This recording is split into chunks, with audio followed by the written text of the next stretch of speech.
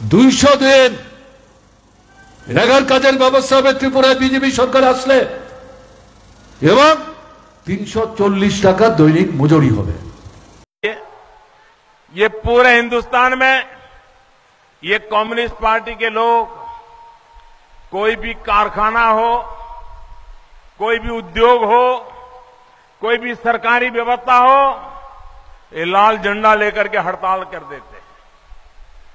Minimum wages दो, minimum wages दो, गरीबों को मिनिमम तनख्वाह मिले, इसके लिए पूरे देश में हो हल्ला करते हैं, अच्छे अच्छे काम बंद करा देते हैं। देश बर्बाद हो तो बर्बाद हो, लेकिन कम्युनिस्ट पार्टी की दुकान चलती रहे, यही कारोबार करते रहे। मैं जरा इनको पूछना चाहता हूं, अगर आपके दिल में मजदूरों के लिए इतना प्यार था, अगर आपके दिल में मजदूरों के, गरीबों के लिए इतनी भी कोई संवेदना थी, क्या कारण है हिंदुस्तान के गरीब से गरीब राज्य में भी वहां के गरीब को जो मिनिमम वेजेज मिलते हैं, जो मिनिमम वेजेज कम्युनिस्ट पार्टी के यूनियन के साथ बैठ करके तय हुए थे, भारतीय मजदूर संघ के साथ बैठ करके तय हुए थे, क्या कारण है कि आपके त्रिपुरा में ये मजदूरी करने वालों को मिनिमम वेजेज क्यों नहीं मिलता है? क्या आपको मिनिमम वेजेज पाना हक है कि नहीं है? आपका हक है कि नहीं है? आपको मिलना चाहिए कि नहीं मिलना चाहिए? ये कम्युनिस्ट सरकार देगी क्या? कभी देगी क्या? भारतीय जनता पार्टी ने अपने विजन डॉक्यूमेंट में कहा है कि भारतीय जनता पार्टी की सरकार बनने के बाद सबसे पहले यहां के रोजगारी के लिए मिनिमम वेजेज का फैसला कर लिया जाएगा और यहां के गरीबों का हक दिया जाएगा।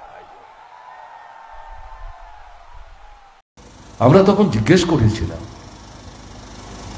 ভারতবর্ষে 29টা 30টা রাজ্য আছে, কেন্দ্রের বিজেপি সরকার ছাড়াও আরো 8টা 9টা রাজ্যে কোথাও সরাসরি বিজেপি সরকার চালাচ্ছে, কোথাও অন্য দলকে সাথে নিয়ে বিজেপি সরকার চালাচ্ছে। একটা রাজ্য দেখাতে পারেন, বা ভারতবর্ষের এমন কোন রাজ্য দেখাতে পারেন যেখানে রেগার কাজ 200 দিন চলছে? একটা রাজ্য নাই। একটা রাজ্য দেখাতে পারেন যেখানে মজুরি 340 টাকা পায়? 300 টাকার উপরে 3টা 4টা রাজ্য পেত, তার মধ্যে কেরালা, কর্ণাটক, তামিলনাড়ু এবং হরিয়ানা। তারাও 340টা, 300টাতে কিছু বেশি। এই পরিস্থিতিতে দাঁড়িয়ে আপনারা যে কথাগুলো বলছেন, ত্রিপুরায় বিজেপি সরকার তৈরি হতে পারলে পরে আপনারা 200 দিনের কাজ 340 টাকা মজুরি দেবেন। বামফ্রন্ট সরকারের পক্ষ থেকে কেন্দ্রীয় সরকারের কাছে এক এক রাজ্যে এক এক রকম মজুরি, তারা তাদের মতো করে সুবিধাজনক সেখানে মজুরির হার নির্ধারণ করার ফর্মুলা বানিয়েছে। আমরা বললাম আপনার যে কোনো ফর্মুলা আপনি বানান, ত্রিপুরায় তো শিল্প নাই, কল নাই, কারখানা নাই, আগে সরকারগুলো কিছু করেনি, আমরা এগুলো করবার জন্য চেষ্টা করছি। কৃষি পেছনে পড়া, কৃষির উপর নির্ভর করছে আমাদের অর্থনীতি এবং শিল্পের বিকাশ, সেই কৃষিকে উন্নত করার চেষ্টা করছি। তার মধ্য দিয়ে ভবিষ্যৎ দিনে কৃষি শিল্পের যুগন বন্ধের মধ্য দিয়ে বেকারদের কর্মসংস্থানের সুযোগ সৃষ্টি হবে। এখন রেগা ছাড়া কি করে হবে? আপনারা তো করছেন না ভারতবর্ষের কোন জায়গায় কেন্দ্র সরকার। আমরা ত্রিপুরায় বামফ্রন্ট সরকার সীমাবদ্ধ ক্ষমতার মধ্যে 12 এর কর্মসূচি আমরা চালু করেছি।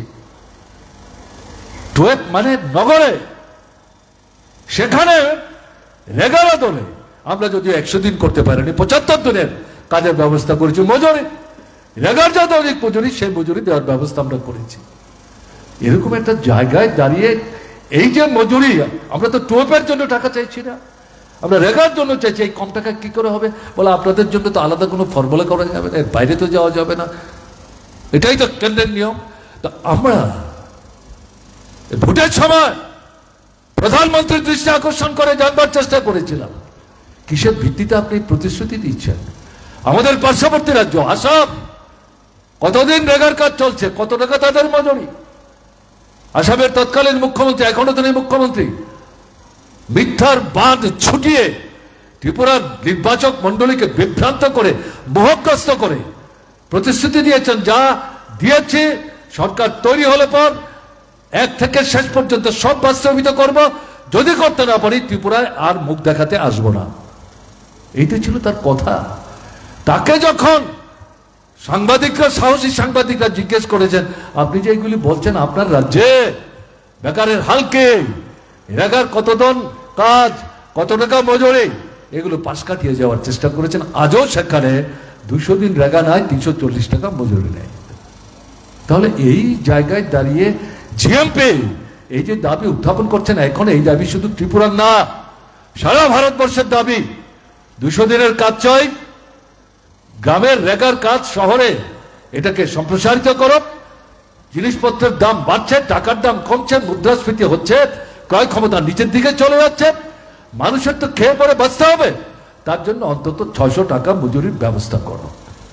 কোথায় এই সরকার? এই সরকারের কোনো হেলদোল নেই। বামফ্রন্ট সরকার গড়ে 85 থেকে 94 দিন পর্যন্ত বছরে রেগার কাজ সৃষ্টি করেছে। ভারতবর্ষের মধ্যে প্রথম 5টা রাজ্যের মধ্যে অন্যতম ত্রিপুরা। কোনো কোনো বছর 1 নম্বর স্থান অধিকার করেছে ত্রিপুরা। আজকে যারা 200 দিনের প্রতিশ্রুতি দিয়েছিলেন 7 বছরের মাথায়, গড়ে বছরে 30 থেকে 32 দিনের বেশি কাজ নাই। মজুরি 3 মাস, 4 মাস, 5 মাস পরে আসছে। পূজার সময় যারা কাজ করেছেন এখনো তারা মজুরি পাননি। এই মজুরি যখন ব্যাংক থেকে তুলতে যায়, মন্ডলের লোকরা যারা কাজ না করে নাম ঢুকিয়ে ব্যাংক থেকে বেআইনিভাবে টাকা তুলছে, তারা প্রকৃত মাথার ঘাম পায়ে ফেলে গায়ের রক্ত জল করে যারা রেগার কাজ কমপ্লিট করে 3 মাসের মাথায় মজুরি তুলতে যাচ্ছে, সেখানে থাবা বিস্তার করার চেষ্টা করছে। তারা বলছেন কি ব্যাপার, আমরা কাজ করেছি, আমাদের মজুরি এসছে, মজুরির টাকা ব্যাংক থেকে নিচ্ছে, এর থেকে আপনারা শেয়ার চেয়েছেন, কেন আপনাদের টাকা দেব? উল্টো চোখ রাঙিয়ে বলছে। আবার যাবেন তো কাজের জন্য, তালিকায় আপনাদের নাম থাকবে না, মনে থাকবে আমাদের। বুঝতে পারছেন? এই হচ্ছে বিজেপি, এই হচ্ছে আরএসএস। কাজে এই জায়গায় দাঁড়িয়ে আমরা যে কথাটা বলবার চেষ্টা করছি, আমি অন্য কোনো বিষয় নিয়ে কথা বলতে চাইছি না, জিতেন যদি আছেন তিনিও বলবেন, আমি সংক্ষিপ্ত করার জন্য যেগুলি বলছি, এগুলো তো দৈনন্দিন জীবনের জ্বলন্ত যে সমস্যা। এখানে সমাজতন্ত্রের কথা কেউ বলছে না, পুঁজিবাদ ধ্বংস কে কথা কেউ বলছে না, সাম্রাজ্যবাদ নিপাত কে কথা কেউ বলছে না। সেদিন মাত্র নির্বাচিত হয়ে বিজেপি সরকার হচ্ছে, কিসের নির্বাচিত? কত ভোট পেয়েছে? 18তে 51 ভোট পেয়েছে, 23-এ ভোট পেয়েছে 39, এর মধ্যে 15 থেকে 17 বার ভোটের অধিকারিতা হরণ করেছে, প্রতারণা প্রবঞ্চনা করে, রিগিং করে এই সংখ্যা 29 করেছে। তারা নিজেরাও জানে তারা কিভাবে 29% ভোট পেয়েছে, কি করে 33টা আসন তারা তীব্রমাথার সহযোগিতা নিয়ে বামফ্রন্টকে আটকাবার জন্য তারা ব্যবস্থা করেছে, তারা জানে। কাজে এই পরিস্থিতিতে দাঁড়িয়ে যেটা আপনাদের কাছে বলতে চাইছি, কংগ্রেস সরকারের হাত থেকে 61 জন পার্লামেন্টে বামপন্থী ফ্রন্টের সাংসদ 3টা গুরুত্বপূর্ণ দাবি আদায় করেছিল। একটা রেগা, দ্বিতীয় হচ্ছে বনাধিকার আইন, যেখানে যারা বনে বসবাস করছেন বছরের পর বছর ধরে, বিশেষ করে উপজাতি অংশের মানুষ, সেই বনের মালিক তারা হবেন, সেই জমির মালিক তারা হবেন। সীমানা নির্ধারণ করে দেওয়া হবে, বিক্রি করতে পারবেন না। তার অবর্তমানে তার ছেলে, ছেলের অবর্তমানে তার ছেলে, পরম্পরাগতভাবে তারা এটা ভোগ করতে পারবেন। তাদের জমির কেউ জবরদখল করতে পারবে না, সরকারও পারবে না। এবং এই জমি কোনো গুরুত্বপূর্ণ কাজে লাগাতে গেলে পর তাদের মতামত যদি থাকে, বিকল্প ব্যবস্থা করার পর তবে এই জমি নেওয়ার প্রশ্ন আসবে, না হলে নাই। এই যে আইন, রেগার পাশাপাশি এই আইনটাও বড় বড় পুঁজিপতি যারা শিল্প কল কারখানা সম্পূর্ণ কুক্ষিগত করেছে, এখন কৃষি জমি তাকে, তার দিকে তাদের লোলক দৃষ্টি গেছে, ওটাকে কুক্ষিগত করবার জন্য চেষ্টা করছে, যার সপক্ষে কেন্দ্রের সরকার তাদের নির্দেশে 3টা কৃষি বিরোধী কৃষক বিরোধী সর্বনাশ আইন তৈরি করেছে, লড়াই হচ্ছে, বাধ্য হয়েছে এগুলি তুলতে, কিন্তু মূল দাবি এখনো তারা কার্যকরী করেনি। তারা চাপ সৃষ্টি করছে এই বনাধিকার আইন থাকলে ওখানে আমরা ঢুকবো কি করে? পাহাড়ি জমির চাইতো, উপরের জমির চাইতো তাদের মূল লক্ষ্য আছে পাহাড়ের নিচে প্রাকৃতিক সম্পদ, খনিজ সম্পদ, সোনার খনি, ওগুলোর দিকে তাদের নজর। কিন্তু এই যে বন সংরক্ষণ আইন, অধিকার আইন, বামপন্থীদের চাপে যেটা ডক্টর মনমোহন সিং এর সরকার করতে বাধ্য হয়েছিলেন অনেক আপত্তি সত্ত্বেও, এটা বাধা হচ্ছে। কাজে বিজেপি সরকার আমাদের পয়সা করিতেই তো ভোটরঙ্গ করে তোমরা ক্ষমতায় এসছো, এটাকে বাতিল করতে হবে, এটা বাতিল করে দিয়েছে। এমন ভাবে আইনটাকে সংশোধন করেছে। আমাদের ত্রিপুরায় সীমান্ত এলাকা থেকে 100 কিলোমিটারের মধ্যে কোথাও এই আইনটা কার্যকরী হবে না। তার মানে কোথায়? যে লক্ষাধিক মানুষের জমি চিহ্নিত করে খুঁটি বসিয়ে আপনার হাতে কাগজপত্র তুলে দিয়ে গেছে বামফ্রন্ট সরকার, যেটা বলবার চেষ্টা করেছিলেন রাধাচরণ, এই সমস্ত অধিকারগুলি হরণ করবার চেষ্টা করছে। এর বিরুদ্ধে লড়াই না করলে তো চলবে না। আর একটা গুরুত্বপূর্ণ আইন কি? তথ্য জানবার অধিকার, নাগরিকদের অধিকার, এটা গণতান্ত্রিক অধিকার। যারা ভোট দিয়ে সরকার তৈরি করে, সরকার নানা কথা বলে সরকারে যায়, ক্ষমতায় বসে উল্টো পাল্টা কাজ করে, জনগণের স্বার্থের বিরুদ্ধে, দেশের স্বার্থের বিরুদ্ধে, এই বিষয়গুলো জানবার জন্য কি বলেছে, কি করছে, কত টাকা খরচ করছে, তাতে কার লাভ হচ্ছে, কার ক্ষতি হচ্ছে, এগুলো জানবার জন্য তথ্য জানার অধিকার, এই আইনটাকেও বিজেপি সরকার ধ্বংস করে দিয়েছে। আমি 3টা আইনের কথা বললাম। তাহলে এরাই কেন্দ্র, এরাই যাচ্ছে।